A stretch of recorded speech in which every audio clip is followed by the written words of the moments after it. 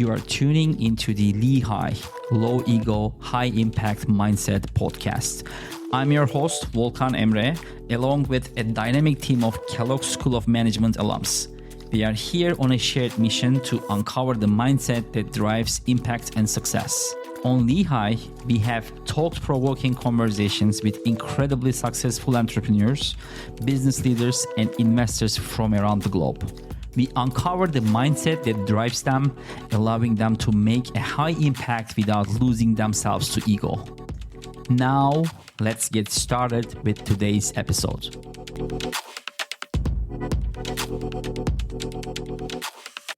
Today, we have a very special episode featuring Devesh Sachdev, the founder and managing director and CEO of Fusion Microfinance. Since its inception in 2009, Fusion Microfinance has become one of the fastest growing microfinance institutions in history. This growth is largely attributed to Devesh's leadership, which is focused on adopting state-of-the-art digital technologies while serving millions in vulnerable communities. Currently, Fusion Microfinance is a publicly traded company and stands as one of the largest microfinance and non-bank financial institutions in India. Join us to explore Devesh's incredible journey and his mindset in building one of the most impactful companies in the world that not only brings financial inclusion to millions, but also unlocks enormous opportunities for inclusive economic growth. So welcome, Devesh. It's an honor to have you with us on the Lehigh Low Ego, High Impact Mindset podcast. Thank you. Thank you, Volkan. It's a pleasure to be here and talking to you. Thank you. Thank you very much. So, Devesh, I will have some rapid fire questions to get us all warmed up. Are you ready? Yes, please. Please shoot. Yeah. Coffee or tea? Tea. Dogs or cats? Dogs. Wow. Okay. Mountains or beaches? Beaches. Beaches. Okay. Text or call? Call. Always call. I was honestly expecting that from you. So, music or podcasts? Music. PC or Mac? I was a PC guy, but now I think Mac. I've been using Mac, so You're changing. Yeah. Okay. Yes. So, drive or fly? Drive. I love driving. Okay, great. What's worse, dishes or laundry? For me, laundry, ironically, I like doing dishes. I don't know how, why. So everybody will say dishes is the worst thing, but for me, laundry. I love doing dishes. Honestly, based on I think this is our 10th episode, I would say so far, most of the people actually found, or guests found, laundry worse than dishes, which is surprising to me as well. Interestingly, that's been the data so far. So, I think maybe they are all are married and their wives, force them to do it. So maybe it changes. I will think about that next time. Maybe for single people, it's different. So, what's the first app you open up in the morning? WhatsApp. Great. Yes. So, Devesh, tell us about briefly. It may not be easy for you to actually answer that question, but Fusion Microfinance, in my view, as a person who had the opportunity to spend some years in the microfinance field, I can say that Fusion Microfinance has risen to a point of being one of the most impactful companies in the world that not only brings financial inclusion to millions of people, but also unlocks enormous opportunities for inclusive economic growth. And I think this goes hand in hand with India's story. And you founded this company in 2009. What motivated you to start it? Yeah. Although briefly, I will first talk about Fusion Microfinance. Mm-hmm. we are a rural microfinance company registered with the central regulator here, RBI. We provide small loans starting from $400 to going up to $1,000, $1,200 to women entrepreneurs in rural India. Right now, we serve close to 3.8 million women clients in rural India through our very strong network of close to 1,200 branches in 22 states of India. We are a team of close to 12,000 people. We also provide financial literacy and insurance services to our clients.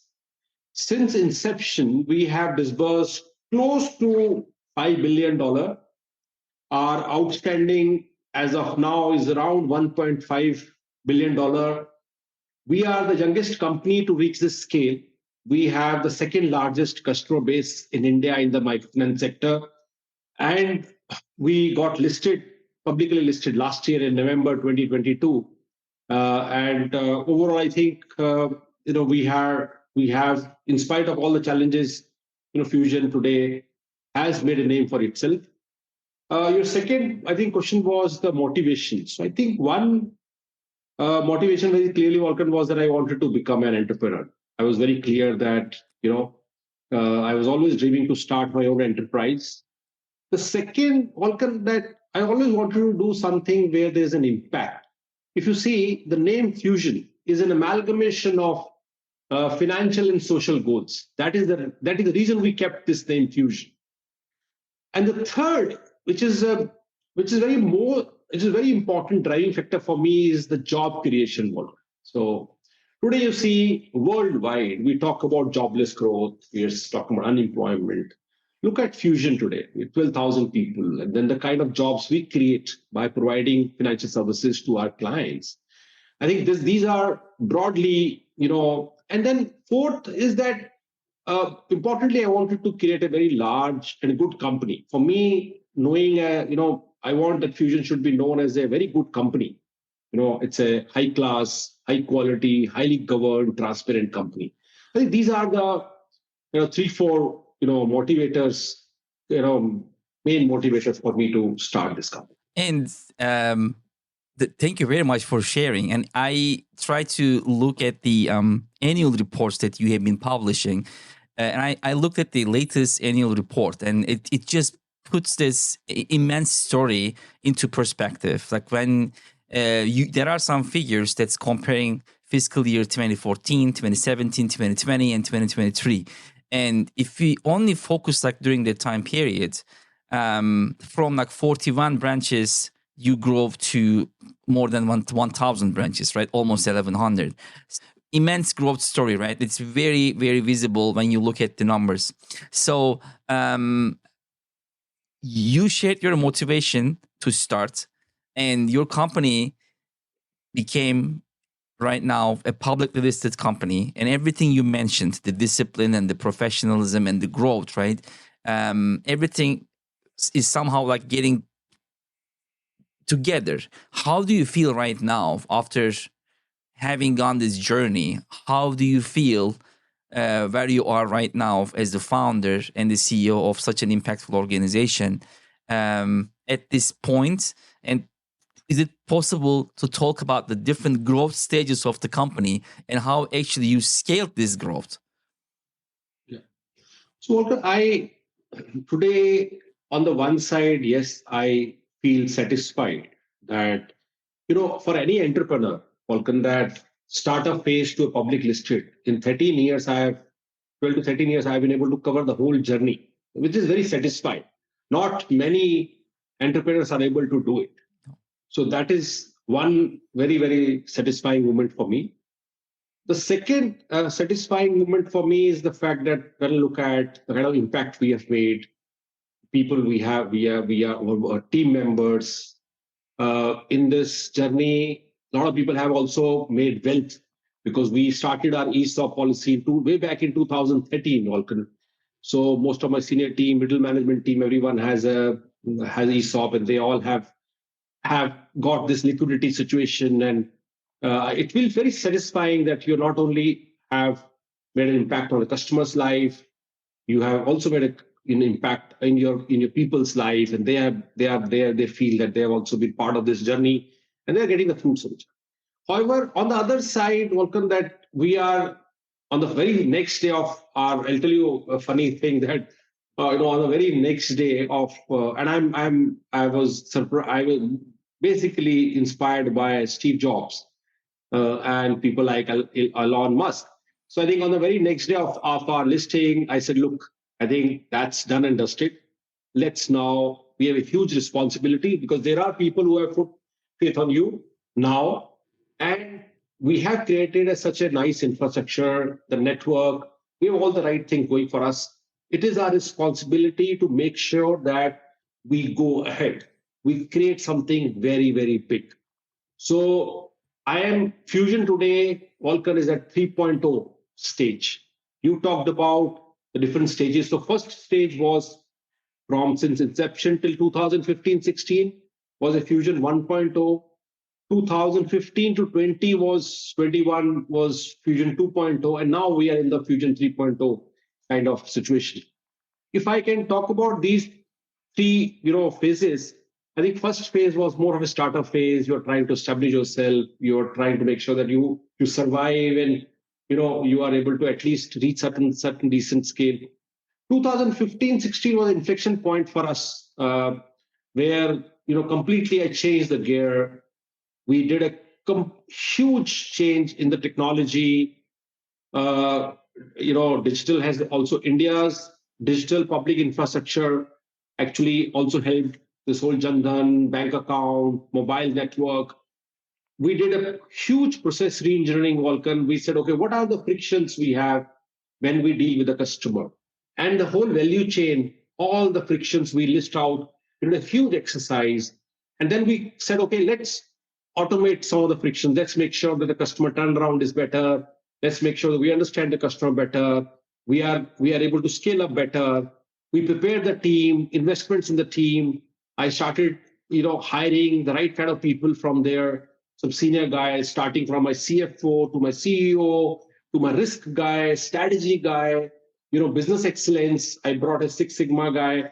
So I think that phase was where we did a complete, turnaround of the company and saying that okay, let us set this foundation for a large company.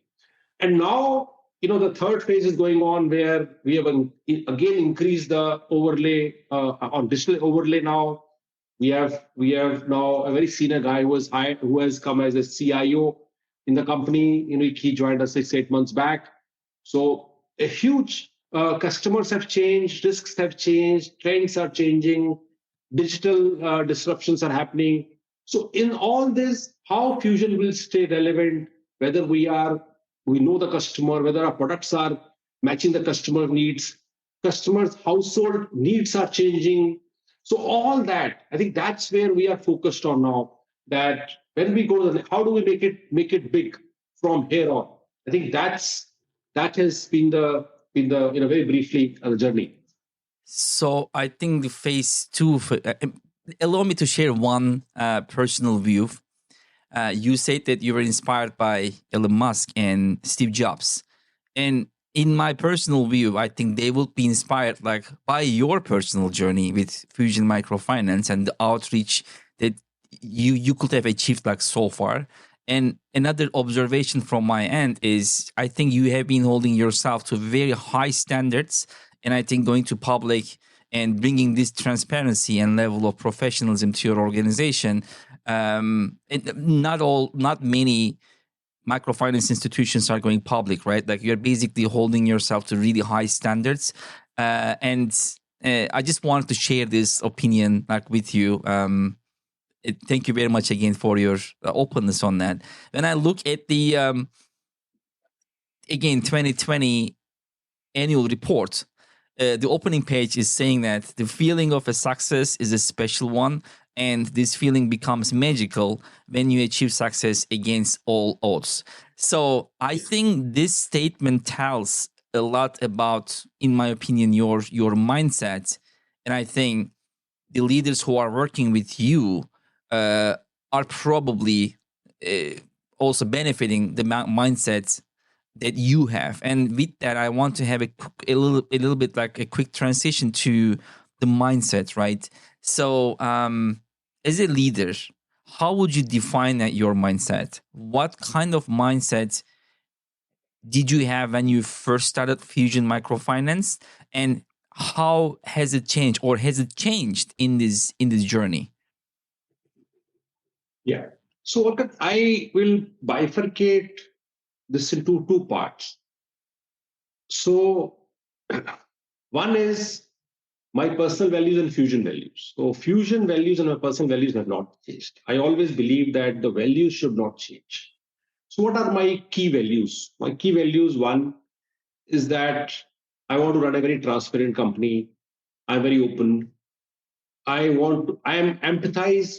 I deal with people from heart. I'm not a guy who have two faces. I'm very clear, direct. So, and then I will not, yearn for success at any cost.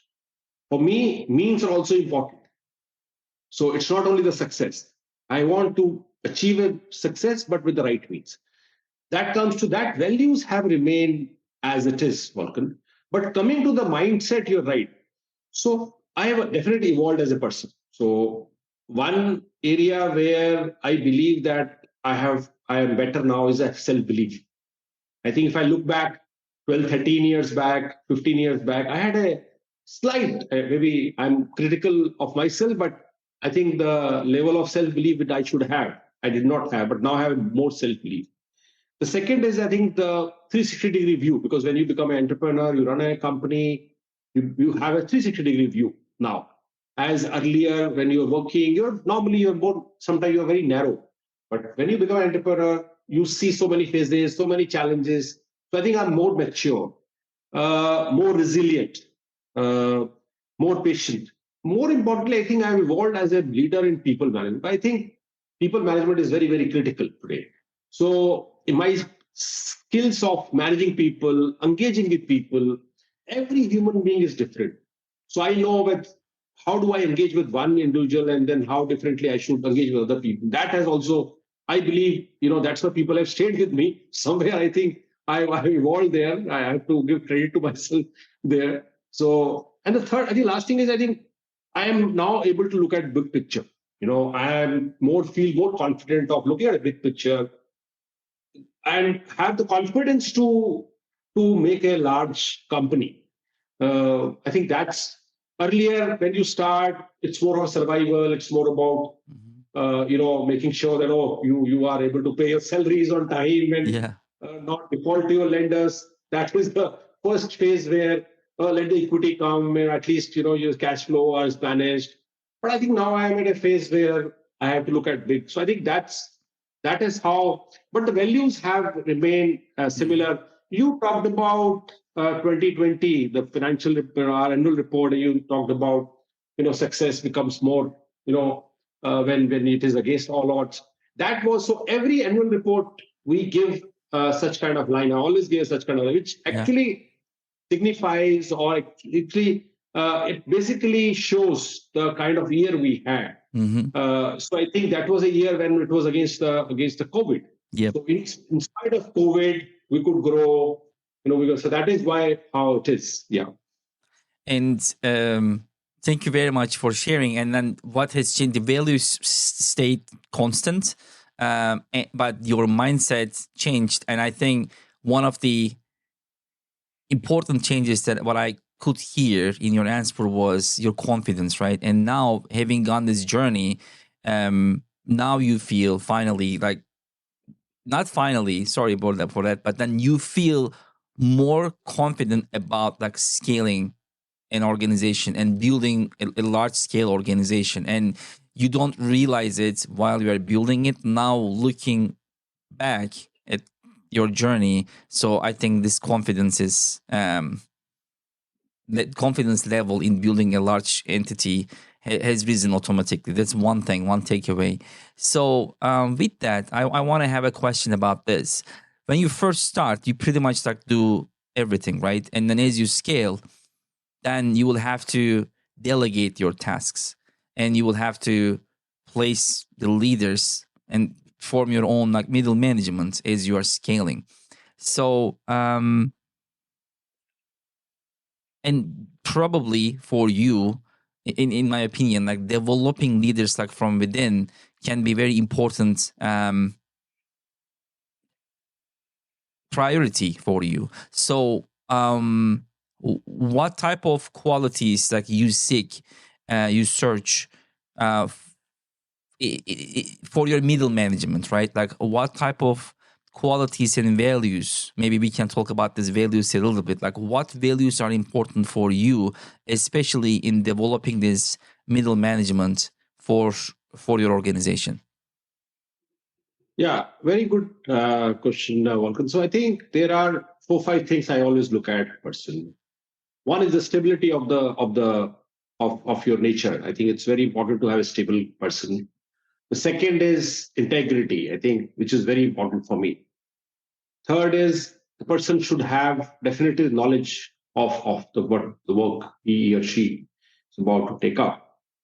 And then I think working as a team, because I don't want a person who may be excellent or maybe super genius, but if he's disruptive, he disrupts the culture, I would not like to have that person in my team.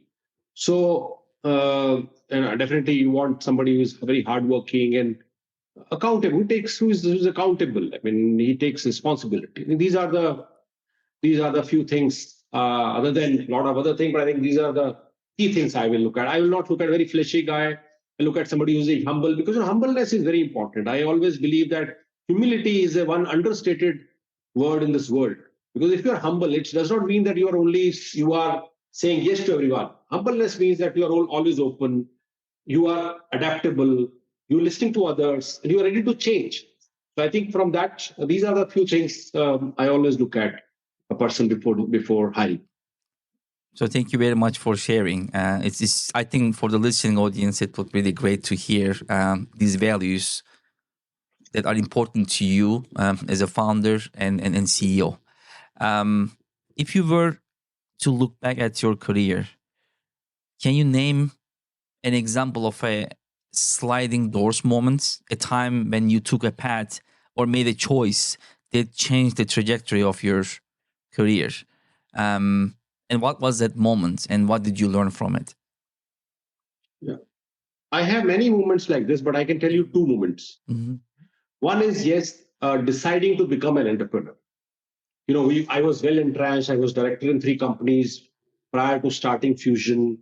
So I think from a very well entrenched job to starting your enterprise, I believe that was a very bold move at that point of time. So, and when I look back, I think God has been very kind. Mm-hmm. The Fusion has done well. So I think that is very satisfying. The second is the time during the COVID.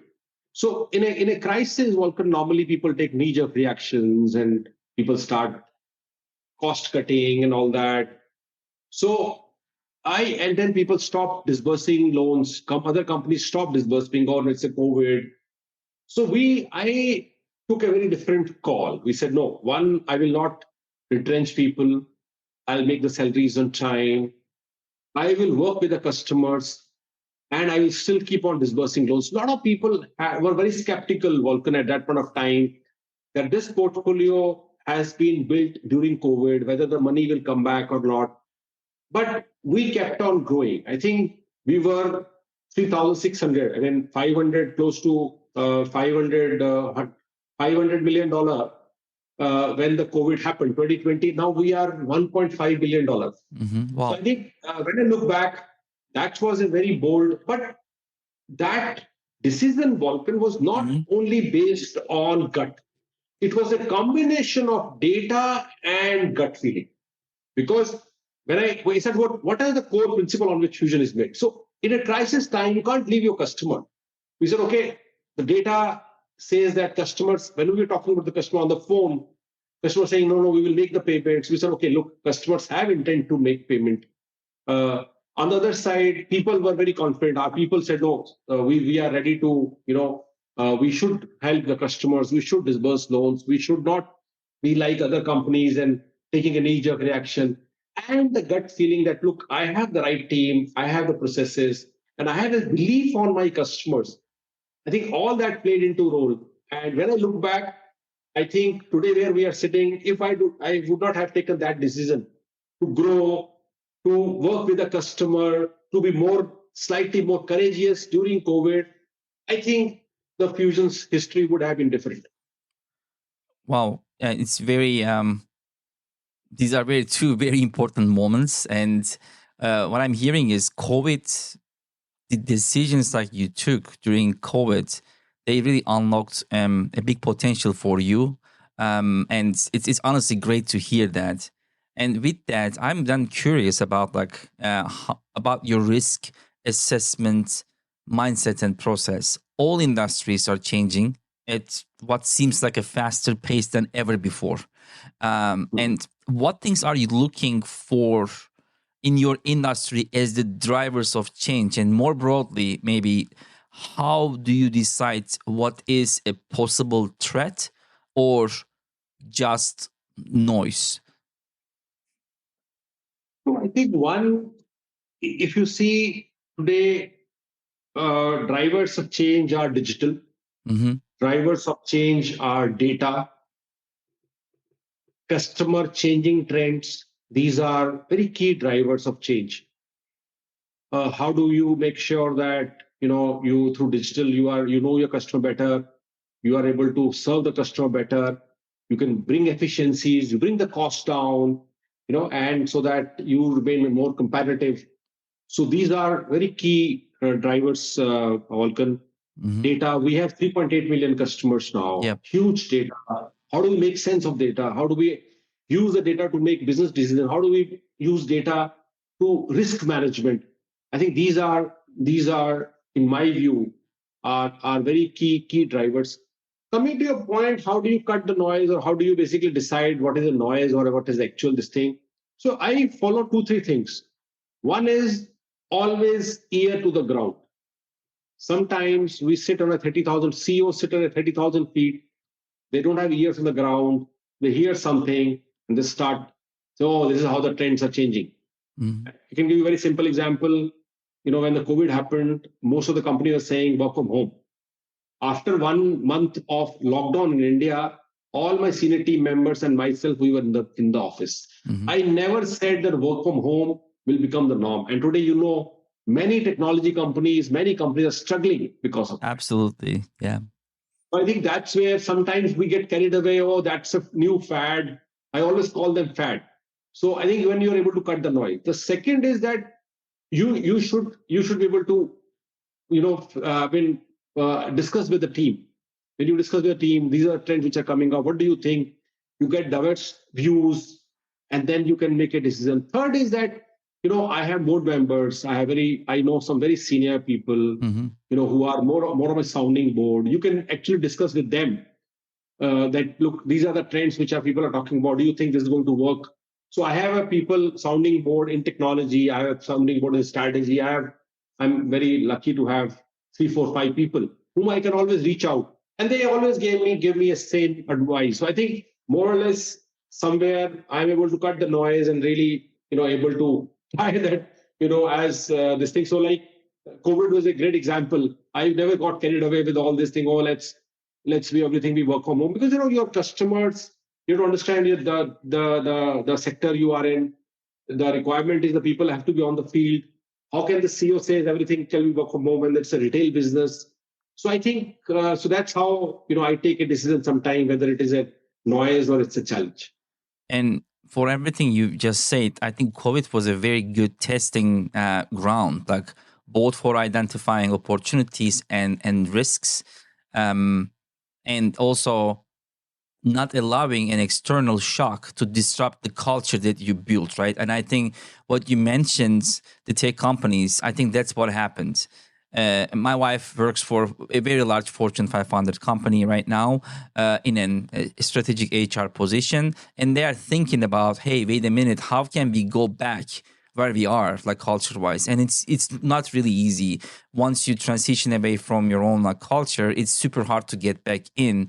And I think you took a stand, it sounds like, during that COVID time, and then I think you just used your gut feeling to basically preserve what you built. And I may be wrong in my statements, but this is how it sounds like. And again, coming back to both identifying opportunities and threats and preserving the culture, I think COVID was a very good testing ground for you as a leader and for Fusion as an organization. So, and thank you very much for sharing that. Yes, right. You are right. So I want to talk about microfinance industry and impact a little bit. And before I do so, allow me to share I think when we were visiting like you in Delhi last year now, yeah. And thank you very much again for hosting us meaning Kellogg Executive MBA students who were in an immersive trip to India in under the leadership of Professor Mohammed Birsani. I was really having a very hard time like in digesting the numbers you were presenting, because as a former microfinance sector, how can I say, professional, and I was in microfinance field between 2014 and 2017, and the organizations I've worked for, they had a focus on the Middle East, right? I could not believe the metrics that I was seeing, like in your presentation. And what digitalization could bring to this industry, right? It was really unbelievable, these numbers, and in a good way, of course. And I think you guys achieved a productivity that was not even imaginable like back in 2014, 2015. So, and now I want to link this with the impact, right? As a CEO, you basically built an organization who could provide these enormous efficiencies to the industry, and all of these efficiencies, they drive social impact and change. What are you most proud of in what you are doing, and with the influence and ability to make change that you have today? Yeah, you're right. I think globally, microfinance sector in India is one of the lowest in terms of cost of operation. It is basically the rate to the customer is also one of the lowest in the world today. It is because of the digital, because of digital infra. You're right. On the impact, I think it's very satisfying that 3.8 million customer, but the impact is close to 20 million lives, because every household will have 4 or 5, if we say 4 or 5 people in every household. Working with women, I think India women, the position of the women was slightly not equal to men. And working with women, empowering women, I have seen the change over the last 12, 13 years, Volkan. How now men ask women, okay, please give us money because we have to give the loan to them. Yeah. So men are standing outside the office to take money. So it's a very change of power equation. Women enterprises, women entrepreneurs. When we talk about India trying to be a $5 trillion economy, we need to inclusive growth. We need women to be part of this whole working, ecosystem. And then, as I mentioned to you, creating these jobs. We hire people from rural India, rural youth. 12,000 people now in the Fusion. Mm-hmm. And this whole national agenda of financial inclusion and digital inclusion, which we have done, and we are part of it. I think it's very satisfying to know that whatever we are doing, it's part of is not only helping the people at the bottom of the pyramid, it also is a national agenda or a national policy. So we are part of that, making an impact there. So all these things are very satisfying. So, and it is growing, right? Like as you grow, the impact grows, and I think this must be very satisfying. I'm sure that it is very satisfying, and thank you very much for sharing it.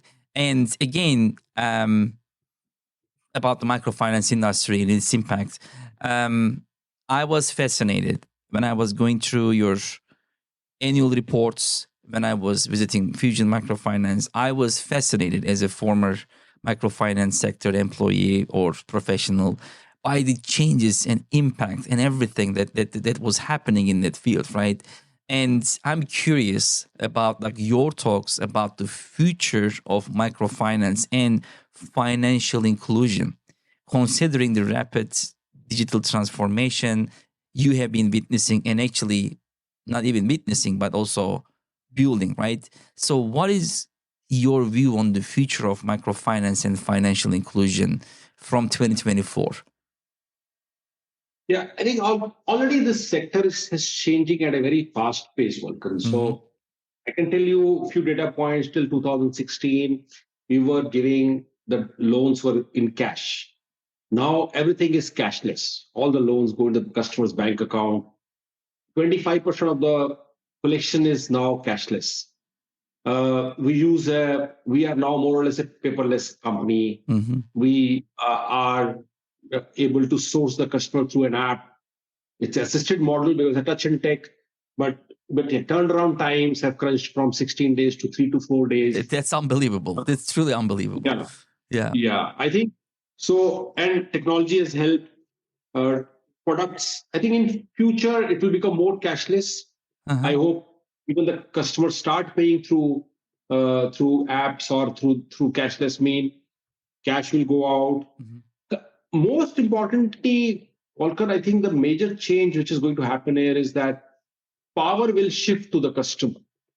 Wow. When I started in 2012, 13, Volkan, the customer were whatever rate you can, there were other companies or who were charging whatever rates. Customers were not very aware.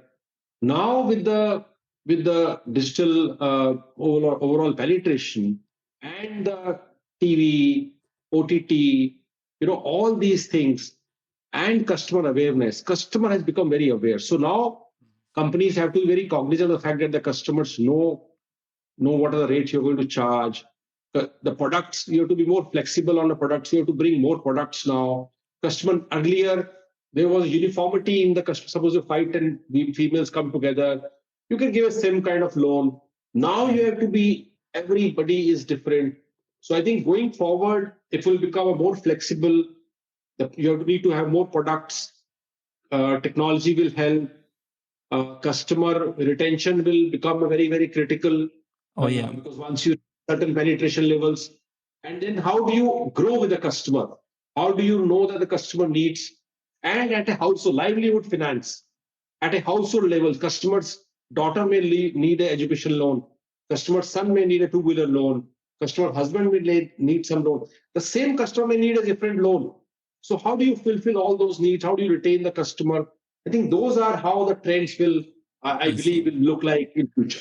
So you are basically foreseeing, expecting you have been, I think, witnessing, and you're expecting even a further development in the field of elimination of asymmetric information on the customer end, like having more educated like customers who are more aware of the dynamics of microfinance, like lending, more information leading them to more data-driven decisions on their end, right? Like in this podcast so far, you've been really highlighting the impact of making data-driven decisions on the company, and what I'm hearing from you is it's also happening on the client end too. And all of these benefits of digitization may also potentially make you more open to competition, right? And I think it also becomes more competitive in that field with the impact of this infrastructure development in India. I don't know whether you will agree with me, but I think along the lines you have been like highlighting that as a potential future development for the industry too. You're right. You need to become more competitive. Need to bring more cost down for the customer. Mm-hmm. To bring more products, you have to be more customer facing. You're right. The data asymmetry will go away. All these data is with the credit bureau now. At a household level, the credit, the customer behavior. So you will need data, tech, digital to one know your customer better, bring the cost down, bring efficiencies, and also manage your risk Mm-hmm. and controls. I think all this will play a role. And now actually people have these tools right on their end, on the client end, more educated customers. And I think the financial inclusion field, this was one of the goals, right? Generating more financially educated like clients. And I think in this day and age, it is possible. And I've seen in your annual reports, and I think this is also an area which has been important for you too, basically educating the customers. And I think retention, you mentioned that retention is a very important part of this business. And I think overall, if you are confident with your operations, educating your customers will help you in terms of client retention, in my opinion. So Right. with that, I actually have a request like from the people in my network, including like the people who visited Fusion Microfinance last year. I asked them like, what would be one question for Mr. Sachdev, right? And I've been hearing a lot about one thing, which is blockchain and crypto. I will give you the buzzwords: blockchain, crypto, and microfinance. So, how do you see a potential future of crypto in microfinance? Maybe we don't have it in the same sentence like right now, but this may change in the future. People were really curious about like whether crypto can be part of microfinance discussion in the future. And I'm aware there's regulations and stuff like that. There's a long way to go, but I'm curious about like your personal opinion on that. No, I don't think so. As far as India is concerned, we are already RBI is talking about digital currency. Mm-hmm. Digital currency, RBI has already started. Our regulator has started some pilots there. So that way, but I don't see on the microfinance and crypto in one line. So I don't see that. Okay, yeah, India.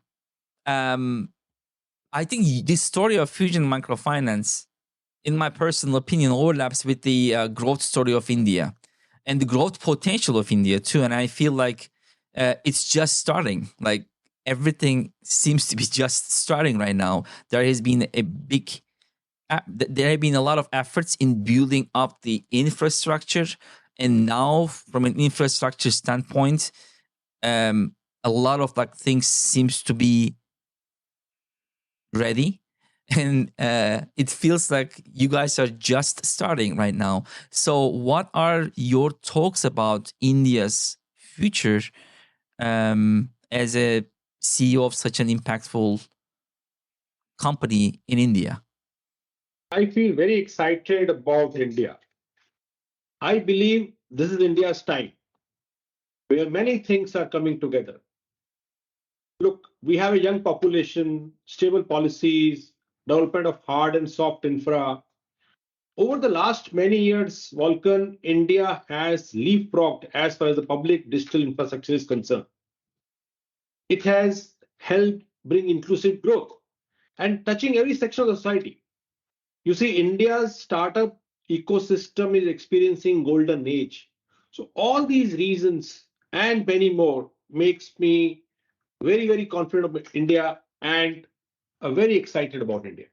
Uh, Thank you for sharing. In my opinion, really, India has the biggest, largest potential for growth in the upcoming decades based on the population, I will say, and the infrastructure it has built. It must be super exciting, like for you to be at this point. You said right time, right place, and based on your achievements, like with Fusion, I think this journey with Fusion is going to continue. And looking back 2024, you may say that it may be a beginning point of like maybe Fusion 4.0, right? Again, I don't want to overstep my boundaries, but I'm very excited like for you and your organization. Maybe my last question: what is your advice for future founders and CEOs? If you would have one or two like key advice for them, what would that be? Yeah, I can give three, four Sure, points of here. course. One is, I think for any founder or a CEO, you have to always keep on upskilling yourself. Mm-hmm.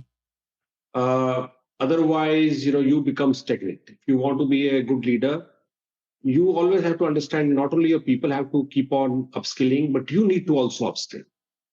Uh, that is your self-education, I think, is a very important aspect if you want to become a leader. The second point for a leader is a people management. Today, the world, attrition, everybody is talking about people management. You need to really connect, engage with people at a different level than what it was required earlier. Earlier, you had, especially in India, I can tell you there was a power kind of, relationship with your people. Mm-hmm. But now it's no longer like this. They really need to connect. You need to be genuine. You need to be empathetic. You need to really connect with people. So I think you have to always keep on working on your people management skill, because you are as good as your team. If you don't have a good team, you may be very good. I don't think you can make a large company. If you do not have a stable team, right team, and people who are sticking with you, people who are ready to be with you, die for you, I don't think you can create a large organization. Third thing, I think agility. World is changing. Disruptions are happening very fast, Volkan. Digital disruptions, AI. We are, as you talked about, aspects like blockchain. Yeah. Today, the world, you need to be very agile. I think for any founder or a person who is running a company or a leader, agility is very. Sometimes we sit on our laurels and we are not agile. We think, oh, this is going to work, but we miss the trends. Next point is risk management. Today, risk management for any enterprise, especially for financial services, Volker, is very, very important. I can tell you last 6 years, we had demonetization, and then we had COVID, and then we have wars which are going on. All these create a risk for the organization. And you don't know from where the risk will hit you. So you have to make sure that your companies are resilient and you work on risk management. Last but not the least, I think always look at long-term view. I find companies, people looking at short-term. Be a long-term view. Do not cross the line of greed. I think you should be greedy of growth, but having success at any cost, not looking at means, I don't think that is right. If I can tell you, these are the 4, 5 things. In one, again, you upskill yourself, your people management skills, your agility, risk management, and the long-term view, in my view, are very, very key things in this very dynamic world today. And industry agnostic, right? Like whatever you do, like these are the foundations that, in your opinion, and founder needs to have for success, whatever industry he or she is in. Absolutely. So Absolutely. It's been an honor to have you on the podcast, Devesh. And again, I'm really jealous, like about the the new Kellogg executive MBA students visiting Fusion Microfinance and having the opportunity this time to see a branch. So really, we appreciated like the visit like we had. This has been a great learning opportunity for me, and I'm sure our listening audience will really appreciate everything you said and shared like on this podcast. Thank you very, very much, and sending you my greetings from the US. Thank you very much for this opportunity. Thank you, Volkan. I must also congratulate you for setting up this platform. I was fortunate enough you sent me a link. I hear some of the other podcasts. Oh. They are very, very good. And I must appreciate the questions which you sent and the questions which you have asked are really, and you've done all your homework. So I again congratulate you for putting up this very nice platform, and best of luck for future. Thank you for diving deep with us on another episode of Lehigh, Low Ego, High Impact Mindset. Join us every week as we discover the stories, strategies, and insights that will empower you to grow personally and professionally. Stay inspired and catch you in the next one.